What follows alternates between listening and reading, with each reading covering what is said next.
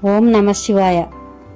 అన్నిటికంటే అందమైన స్వర్గలోకం ఉండగా, బంగారు మహల్లు ఉండగా, దేవతల మధ్య రాజసింహాసనం ఉండగా ఎందుకు మహాదేవుడు కైలాసాన్ని ఎంచుకున్నాడు? ఈ ప్రశ్నకు సమాధానం ఒక గొప్ప రహస్యం చెబుతుంది. సృష్టి ఆరంభ కాలంలో దేవతలు అందరూ తమకిష్టమైన ప్రదేశాలను ఎంచుకున్నారు. ఇంద్రుడు స్వర్గాన్ని ఎంచుకున్నాడు. కుబేరుడు బంగారు నగరాలను ఎంచుకున్నాడు. విష్ణువు వైకుంఠాన్ని ఆలయంగా చేసుకున్నాడు. కానీ శివుడు మాత్రం మంచుతో కప్పబడిన నిశ్శబ్దమైన కఠినమైన ఒక పర్వతాన్ని ఎంచుకున్నాడు. అదే కైలాసం. దేవతలు ఆశ్చర్యపోయారు. ప్రభు, అక్కడ చలి తప్ప మరేం లేదు. పూలు లేవు, బంగారం లేదు, సుఖాలు లేవు. అలాంటి ప్రదేశాన్ని ఎందుకు ఎంచుకున్నారు అని అడిగారు. అప్పుడు శివుడు చిరునవ్వు నవ్వాడు.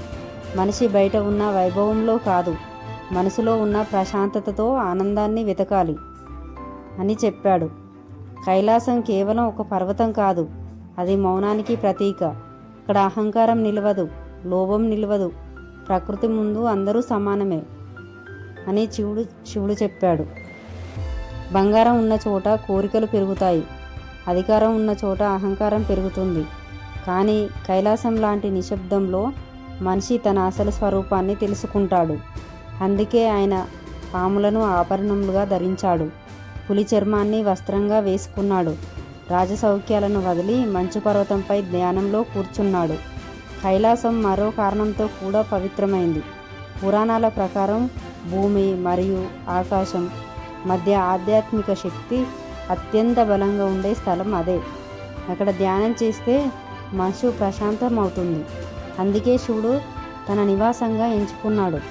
అప్పటి నుంచి భక్తులకు ఒక గొప్ప సత్యాన్ని గుర్తుంచుకున్నారు. శివుడు కైలాసాన్ని ఎంచుకున్నది సుఖాల కోసం కాదు, ప్రపంచానికి నిజమైన శాంతి ఎక్కడుందో తెలియచేయడానికని. హరహర మహాదేవ, శంభో శంకర.